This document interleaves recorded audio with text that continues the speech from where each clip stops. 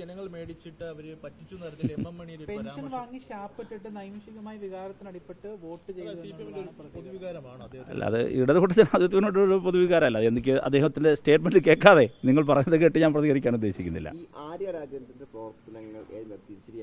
ഇതൊക്കെ നിങ്ങൾ അങ്ങനെയൊന്നും വ്യക്തി തിരിച്ച് നിങ്ങൾ ആക്രമിക്കാൻ നിൽക്കണ്ട. ഇത് കുറെ കാലമായി പറയട്ടെ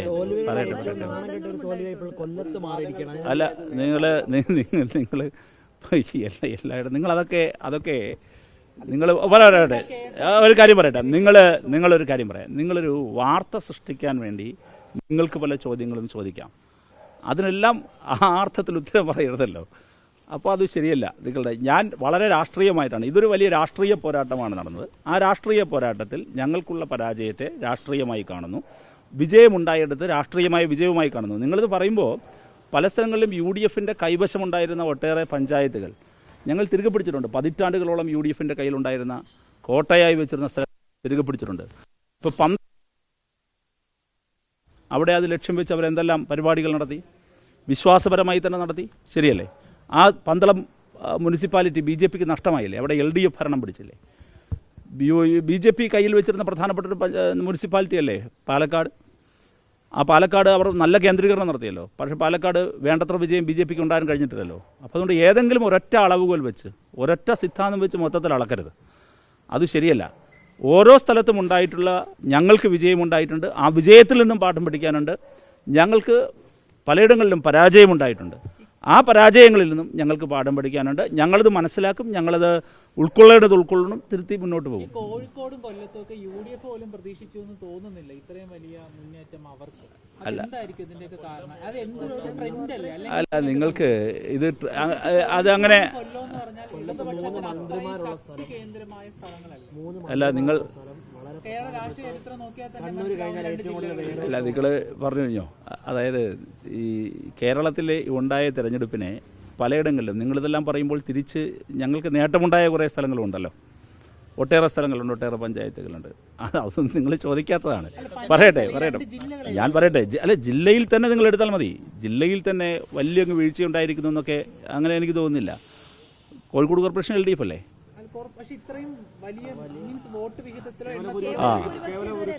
അല്ല ഞാൻ അവസാനം കാണുമ്പോൾ പറയട്ടെ അവസാനം കാണുമ്പോൾ കോഴിക്കോട് കോർപ്പറേഷൻ LDFിലേക്ക് എന്നാണ് ഞാൻ കണ്ടിട്ടിറങ്ങിയത്. എനിക്കതിന് ശേഷമുള്ള അതെനിക്ക് ശേഷമുള്ള കാര്യം എനിക്കറിയില്ല. ഇപ്പോൾ നിങ്ങൾ അങ്ങനെ മാത്രം ഇത് എടുക്കേണ്ടതില്ല. പറഞ്ഞല്ലോ, ഒരു വലിയ രാഷ്ട്രീയ പോരാട്ടത്തെ സംബന്ധിച്ച് തിരഞ്ഞെടുപ്പിൻ്റെ ഫലം പോലും പൂർത്തീകരിച്ച് വന്നു കഴിഞ്ഞിട്ടില്ല, വന്നുകൊണ്ടിരിക്കുന്നേ ഉള്ളൂ. അപ്പോൾ ഈ നിമിഷത്തിൽ പറയുന്നത് അങ്ങനൊരു അപക്വമായൊരു നിലപാട് പറയേണ്ട സമയമല്ലത്. നമ്മൾ യഥാർത്ഥത്തിൽ ഉണ്ടായിട്ടുള്ള കാര്യങ്ങളെ വളരെ വിശദമായി തന്നെ പരിശോധിക്കുകയും ഞങ്ങൾ ഉൾക്കൊള്ളുകയും ചെയ്യും. ഇനി ഇതൊരു വിജയത്തിൻ്റെ ഒരു ഘട്ടത്തിലാണ് നിങ്ങൾ എന്നെ വന്ന് കണ്ടിരുന്നതെങ്കിലും ഞങ്ങളുടെയൊക്കെ പ്രതികരണം ഇതുപോലെ തന്നെയാകുമായിരുന്നു. ഈ ഒരു പരാജയം ഉണ്ടായി, അങ്ങ് എല്ലാം തകർന്നു പോയി അങ്ങനെയൊന്നുമില്ല. ഞങ്ങൾക്ക് ഞങ്ങളുടെ രാഷ്ട്രീയത്തിൽ നല്ല ആത്മവിശ്വാസമുണ്ട്. ഞങ്ങളുടെ രാഷ്ട്രീയം ജനങ്ങളോട് പറയും. അത് ജനങ്ങളോട് എവിടെയെങ്കിലും ഡിസ്കണക്ഷൻ ഉണ്ടായിട്ടുണ്ടോ എന്ന കാര്യം ഞങ്ങൾ പരിശോധിക്കും. എങ്കിൽ അത് തിരുത്തും. ജനങ്ങളാണെല്ലാം. ജനങ്ങളിൽ നിന്നാണ് ഞങ്ങൾ പാഠം പഠിച്ചിട്ടുള്ളത്. ഞങ്ങളെ ഇതുവരെ ശാസിച്ചിട്ടുള്ളത് ജനങ്ങളാണ്. ഞങ്ങളെ ശകാരിച്ചിട്ടുള്ളത് ജനങ്ങളാണ്. ഞങ്ങളെ ഏറ്റവും നന്നായി സ്നേഹിക്കുകയും ചേർത്ത് നിർത്തുകയും ചെയ്തിട്ടുള്ളതും ജനങ്ങളാണ്. അതുകൊണ്ട് ജനങ്ങളുടെ വിധിയിൽ പൂർണ്ണമായി വിശ്വാസമർപ്പിക്കുകയും ജനങ്ങളിൽ നിന്ന് പാഠം പഠിച്ചുകൊണ്ട് വിജയത്തിലായാലും പരാജയത്തിലായാലും ഞങ്ങൾ മുന്നോട്ട് പോവുകയും ചെയ്യും. തികഞ്ഞ ആത്മവിശ്വാസത്തോടെ മുന്നോട്ട് പോകും. ഈ മുനമ്പത്തിന്റെ എപ്പിസെന്ററായി അവിടെയൊക്കെ ഒരു ലാറ്റിൻ കാത്തലിക് വിഭാഗത്തിൽ നിന്നുള്ള ഒരാളെ BJP സ്ഥാനാർത്ഥിയാക്കി രാജചന്ദ്രശേഖർ നേരിട്ട് വന്നൊക്കെയാണ്. അവിടെയൊക്കെ BJPക്കുള്ള ജയം, ഇതൊക്കെ എന്തെങ്കിലും ഒരു സന്ദേശമാണ്? അതങ്ങനെ ഞാൻ പറഞ്ഞല്ലോ, നിങ്ങൾ ഈ തെരഞ്ഞെടുപ്പിന്റെ സൂക്ഷ്മമായ കാര്യങ്ങൾ പഠിച്ചതിന് ശേഷമാണ് താങ്കളിപ്പോൾ ഉന്നയിച്ചതുപോലുള്ള കാര്യങ്ങളിൽ വ്യക്തത വരുത്താൻ കഴിയുക. ഒരു കാര്യം ഉറപ്പാണ്, കേരളത്തിലെ ഒരു BJP പോലെ ഒരു രാഷ്ട്രീയ പാർട്ടിയുടെ ഏതെങ്കിലും തരത്തിലുള്ള ഒരു ചെറിയ മൂവ്മെൻറ്റ് പോലും, ഒരു ചെറിയ വളർച്ച ഉണ്ടാകുമ്പോൾ പോലും അതിനെ ചെറുക്കാനുള്ള രാഷ്ട്രീയ ബാധ്യത ഞങ്ങൾക്കുണ്ട്. ഇടതുപക്ഷം എന്ന നിലയിൽ CPIM തീർച്ചയായിട്ടും ഞങ്ങൾ നിർവഹിക്കും. അത് വളരെ തികഞ്ഞ ആത്മവിശ്വാസത്തോടെ തന്നെ ഞങ്ങൾ മുന്നോട്ട് പോവുകയും ചെയ്യും. ഈ രാഹുൽ മാങ്കുട്ടന്റെ വിഷയമായിരുന്നു പ്രധാനപ്പെട്ട പ്രചരണങ്ങൾ വന്ന് ആ പ്രചരണം പാളിപ്പോകുന്നുണ്ട്. ഇല്ല, ഞങ്ങൾക്ക് നിങ്ങളിപ്പോൾ അങ്ങനെ ചോദിച്ചാൽ ഇന്നലെ നമ്മൾ പരസ്പരം കണ്ട ദിലീപിൻ്റെ കാര്യത്തിലായിരുന്നു. നമ്മൾ ആ കേസിനെ ആ കേസായിട്ട് എടുക്കണം. ആ കേസ് സ്വാഭാവികമായി പ്രതിപക്ഷം രാഷ്ട്രീയമായി ഞങ്ങൾ സംസാരിച്ചിട്ടുണ്ട്, അതിലൊന്നും തർക്കമില്ല. സംസാരിച്ചിട്ടുണ്ട്. പക്ഷേ ഞങ്ങളുടെ ഊന്നൽ അതിലൊന്നുമായിരുന്നില്ല. അപ്പോഴും നിങ്ങൾ ചോദിച്ചു ഇതാണോ നിങ്ങളുടെ പ്രധാനപ്പെട്ടതെന്ന് ചോദിക്കുന്ന സമയത്ത് ഞങ്ങൾ പറഞ്ഞിട്ടുണ്ട്. ഞങ്ങളുടെ ഊന്നൽ പറഞ്ഞല്ലോ, ഞങ്ങൾ ഒരു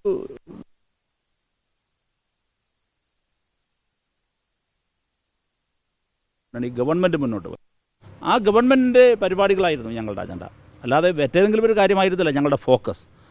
പിന്നെ ഇതോടുകൂടി അത്തരം കേസുകൾ എല്ലാം തന്നെ വിശുദ്ധമാക്കപ്പെട്ടു എന്ന് കരുതരുത്. അത് ശരിയല്ല. അവിടെ നിങ്ങൾ രാഷ്ട്രീയമായിട്ടല്ല കാണേണ്ടത്, അവിടെ കാണേണ്ടത് വിക്ടിംസിനെയാണ്, ഇരകളെയാണ്. ഈ തെരഞ്ഞെടുപ്പിലേക്ക് വരുന്ന സമയത്ത് വലിയ രീതിയിലുള്ള മുന്നണിയിലുണ്ടായിരുന്നു. PM ശ്രീയുമായിട്ടൊക്കെ ബന്ധപ്പെട്ട് CPI-ലും CPM തമ്മിൽ വലിയ രീതിയിലുള്ള അഭിപ്രായ വ്യത്യാസങ്ങളുണ്ടായിരുന്നു. അതൊക്കെ തെരഞ്ഞെടുപ്പിൽ ബാധിച്ചിട്ടില്ല? ഇല്ല, ഞാൻ പറയാം. ജോൺ ബ്രിട്ടാസുമായി ബന്ധപ്പെട്ട് നിങ്ങൾ ഉയർത്തിക്കൊണ്ടത് വിവാദമാണ്. ജോൺ ബ്രിട്ടാസ് ചെയ്ത് ഭരണഘടനാപരമായ അദ്ദേഹത്തിൻ്റെ ബാധ്യത മാത്രമാണ്. ഇനി ഇടതുപക്ഷ ജനാധിപത്യ മുന്നണിയിലെ 2 രാഷ്ട്രീയ പാർട്ടികൾ എന്ന നിലയിൽ ഞങ്ങൾക്ക് അഭിപ്രായ ഭിന്നതകളോ വ്യത്യാസങ്ങളോ ഉണ്ടാകാം. അഭിപ്രായ ഭിന്നതകൾ വിഷയാധിഷ്ഠിതമാണ്. ആ വിഷയാധിഷ്ഠിതമായ അഭിപ്രായ ഭിന്നതകളിന്മേൽ പരിഹാരം കണ്ടെത്തുകയും ചെയ്തു. പിന്നെ നിങ്ങളിത് പറഞ്ഞാൽ കോൺഗ്രസിനകത്ത് തന്നെ അപ്പോഴും ഇപ്പോഴും എപ്പോഴെങ്കിലും ഏതെങ്കിലും ഒരു കാര്യത്തിൽ അഭിപ്രായ ഭിന്നത ഐക്യം അപ്പോൾ നിങ്ങൾ അഭിപ്രായ ഭിന്നത LDF മികച്ച പറയട്ടെ. LDF പറയാം ഒറ്റ കാര്യം അല്ല, ഞാൻ താരതമ്യമല്ല, നിങ്ങളുടെ ചോദ്യത്തിനാണ് മറുപടി. അതിന് ഞാൻ ഉത്തരം പറഞ്ഞു. LDF-ലെ 2 പാർട്ടികൾ എന്ന നിലയിൽ വിഷയാധിഷ്ഠിതമായി ഞങ്ങൾക്കിടയിൽ പലപ്പോഴും അഭിപ്രായ ഭിന്നത ഉണ്ടായിട്ടുണ്ട്. അത് വിഷയാധിഷ്ഠിതമാണ്. ആ വിഷയത്തിൻ്റെ മെരിറ്റിൽ അങ്ങോട്ടും ഇങ്ങോട്ടും സംസാരിച്ച് വ്യക്തത വരുത്തുകയോ ആരെങ്കിലും ഒരാൾ തിരുത്തുകയോ ചെയ്യേണ്ടതാണെങ്കിൽ തിരുത്തിയും അവസാനിപ്പിക്കുന്ന കാര്യമാണ്. അത് അവസാനിച്ചു, അത് കഴിഞ്ഞ കാര്യമാണ്.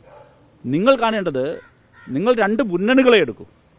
ഇനി മൂന്നാമത് NDA കൂടി എടുക്കൂ, BJP എടുക്കൂ. BJP-യിലാകട്ടെ UDF-ലാകട്ടെ ഇടതുപക്ഷത്തിലാകട്ടെ നല്ല ഐക്യത്തോടു കൂടി തന്നെയാണ് പാർട്ടിക്കുള്ളിലായാലും മുന്നണിക്കുള്ളിലായാലും ഞങ്ങൾ നേരിട്ടത്.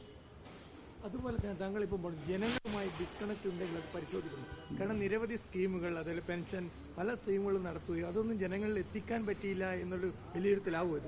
അല്ല, അതൊക്കെ പിന്നീട് വിലയിരുത്തിയല്ലേ പറയേണ്ടത്.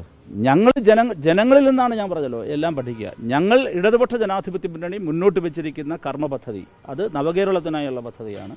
അത് ജനങ്ങൾ വിശ്വാസമെടുക്കാൻ, ജനങ്ങളുടെ ജീവിതത്തിൽ വരും. ഇന്ന് ഇന്ത്യയിലെ ഏറ്റവും മെച്ചപ്പെട്ട ഒരു സംസ്ഥാന അർത്ഥത്തിലും മലയാളി ഉയർന്നു നിൽക്കുന്നത് ഇടതുപക്ഷത്തിൻ്റെ സംഭാവന ആർക്കും തള്ളിക്കളയാനാവില്ല. ആ ഇടതുപക്ഷത്തിൻ്റെ വികസന പദ്ധതികളുമായി ഞങ്ങൾ മുന്നോട്ട് പോവുകയും ചെയ്യും.